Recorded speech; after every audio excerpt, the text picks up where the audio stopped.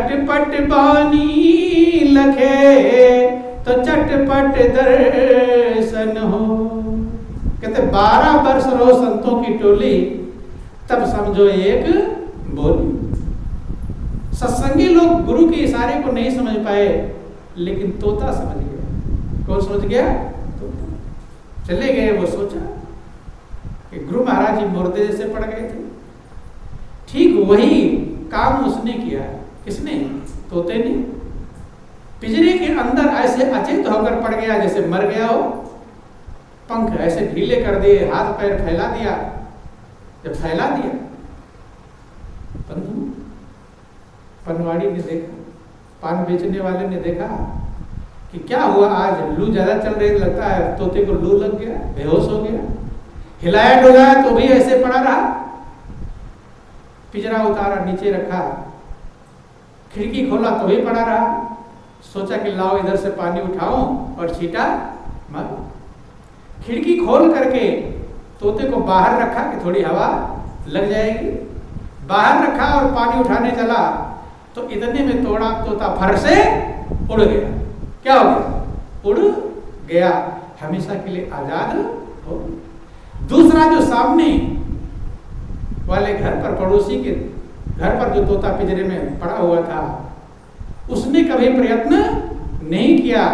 उसके मन में विचार आया कि अब मैं फंस गया हूं, अब बंधन में बंध गया हूं, अब ऐसे ही मेरा जीवन गुजरेगा। तो वो बंधन में ही पड़ा रहा। कहने का अभिप्राय यह है कि जब मनुष्य प्रयत्न करता है तो परमात्मा मदद करता है।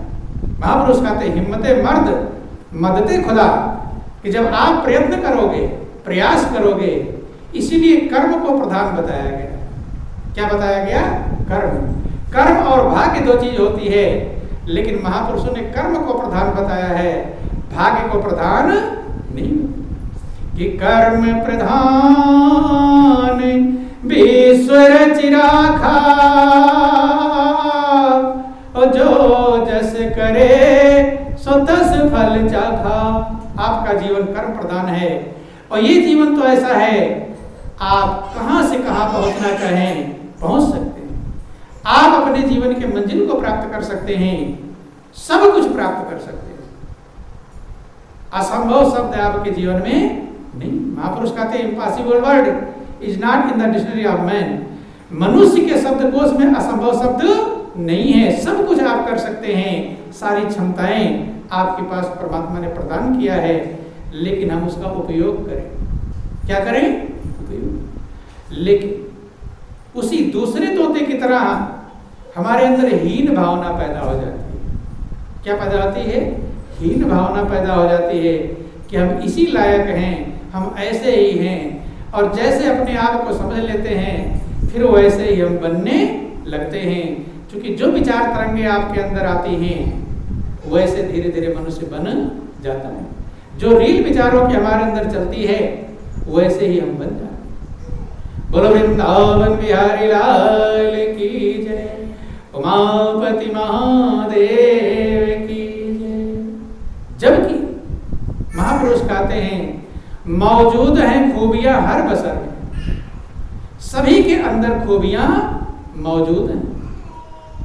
बाहर की खूबी भले ना हो, अंदर में परमात्मा ने वो खूबी दिया है। ध्यान देना, एक छोटा सा बीज होता है जो उठ नहीं पाता, चल नहीं पाता, बोल नहीं पाता है? लेकिन उस बीज के अंदर ये क्षमता है कि वो बीज चाहे अपना विकास करे तो पूरी पृथ्वी को जंगल से ढक सकता है। नहीं ढक सकता। भाई एक बीज को बोओगे एक पेड़ बनेगा, अब पेड़ में कितने बीज निकलेंगे? सैकड़ों हजारों। अगर उनको बो देंगे तो बगीचा बनेगा।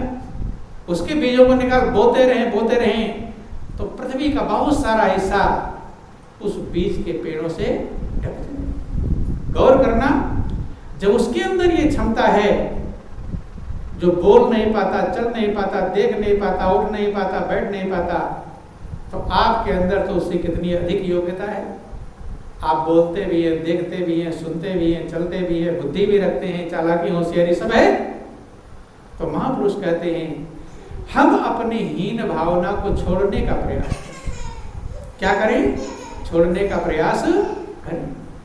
जब वो निकलेगा अपनी महानता को, इसलिए महापुरुष कहते हैं कि आप अपनी महानता को भूले हुए हैं, आप अपने स्वरूप को भूले हुए हैं, आप अपनी कीमत को भूले हुए। जिक्र आता है किस प्रकार से हम अपनी कीमत को भूले हुए हैं। बोलो वृंदावन बिहारी लाल की। एक राजा का जिक्र आया। राजा ने माली को बुलाया। किसको बुलाया? माली को। माली को बुलाकर एक जगह दिखाया कि भाई इस जगह पर महल के पास में सुंदर फूल फुलवारी बाग बगीचे लगाओ। यहाँ पर जो फूलों की महक आएगी, बाग बगीचों में फल लगेंगे। तो माली ने अपना काम शुरू कर दिया। महल के बगल में जो खाली जगह पड़ी हुई थी, गुड़ाई ड्राई खाद पानी सब डाल करके उसने फूल फल सबके पौधे लगाना चालू कर दिया। पानी थोड़ा दूर से लाना पड़ता था। बगल में पहाड़ थी, पहाड़ी के बगल में एक नदी बहती थी, तो वहां से पानी उसे भर भर कर लाना पड़ता था। तो माली ने क्या किया, 2 घड़े लिए और उसको एक बांस में बांध लिया। तो आगे पीछे लेकर के चलते हैं, वैसे उठाकर लाने में दिक्कत होती है। तो उसने दोनों, एक घड़े को आगे एक घड़े को पीछे उस बांस में बांध लिया और उस नदी से पानी भर कर लाता और फूल फुलवारी में डालता, सिंचाई करता, उसको तैयार करता। संजोग की बात थी, एक घड़े के अंदर छेद हो गया। क्या हो गया? छेद। जब छेद हो गया तो माली फिर भी दोनों घड़े को भरता। वहां से जब नीचे से नदी से लेकर पानी आता तो फुलवारी तक आते आते चूंकि उसमें छेद था, इसलिए वो पानी गिरता गिरता गिरता करके खत्म हो जाता। फुलवारी तक एक ही घड़े का पानी पहुंच पाता, तो एक घड़े का पानी रास्ते में ही गिर जाता। जब गिर जाता तो अब फुलवारी की सिंचाई काम कौन सा? एक घड़ा कर रहा है। एक घड़ा तो वहां भरा लेकिन वो गिरता हुआ खत्म हो गया। इसे ही कमियां कहते हैं। क्या कहते हैं? कमियां। छेद माने कमियां, छिद्र। तो सभी के अंदर कमियां मौजूद हैं। तो एक दिन जो घड़ा सही था, जो नहीं फूटा था, उस घड़े ने जिसमें छेद था उस घड़े से कहा, छेद वाले घड़े से कि भाई तुम बेकार हो, तुम किसी काम के नहीं, तुम किसी लायक नहीं हो।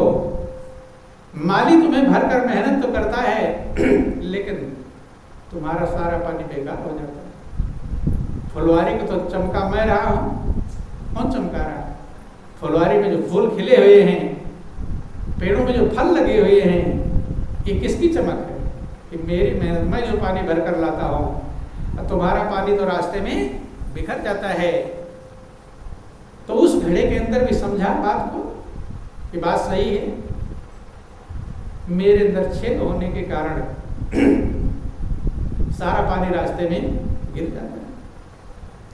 वो घड़ा माली से कहने लगा, छेद वाले घड़ा माली से बोला कि मैं किसी काम का नहीं हूं, मैं बेकार हूं, मेरे अंदर छेद है, मेरे अंदर कमियां हैं, तो मुझे फेंक दो, मेरे अंदर पानी मत भरो, मेरी कोई कीमत, अर्थात हीन भावना जिसे कहते हैं।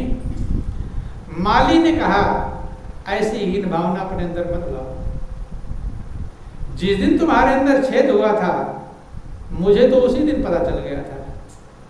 नहीं समझ में? मुझे तो उसी दिन से पता है, जिस दिन तुम्हारे अंदर छेद हुआ था, और पानी रास्ते में गिर रहा है मुझे इसका भी पता है। लेकिन मैंने क्या किया है, मैंने रास्ते में फूलों के बीज बो दिए हैं। किसके बीज बो दिए? रास्ते में फूलों के बीज बो दिए हैं, और जब तुम्हारे छेद से पानी गिरता है तो उन फूलों की सिंचाई होती है। कौन से फूलों की? रास्ते के फूलों की। राजा के महल में जो फूल खिल रहे हैं, बाहर का कोई उसे छू नहीं सकता, वो सिर्फ राजा के लिए है। राजा ही प्रयोग कर सकते हैं, दूसरा कोई प्रयोग नहीं कर सकता है। तो ये घड़ा जो पानी भरकर लाता है, इसका काम सिर्फ राजा के लिए। चाहे फूल वहां बिखर जाए, दूसरे किसी के काम आ सकता नहीं है। लेकिन तुम्हारा जो पानी है, जो रास्ते में यहां से लेकर, नदी से लेकर यहां महल तक जितने फूल खिले हुए हैं, रास्ते में तुम्हारे पानी के द्वारा ये सारे लोगों के लिए, कोई भी जिसे जरूरत है वो फूल का उपयोग कर सकता है। सभी आने जाने वाले को तुम्हारी महक मिलती है, खुशबू मिलती है, प्रसन्न होते हैं लोग। तुम्हारे पास लोग बैठ जाते हैं तुम्हारे सींचे हुए फूल के पास में, तो तुम्हारी कीमत कम नहीं। कम अपने आप को समझना नहीं चाहिए। कभी भी अपने अंदर हीन भावना कि मैं किसी लायक नहीं हूं, ऐसी भावना हमारे अंदर आनी नहीं चाहिए। तो जो घड़ा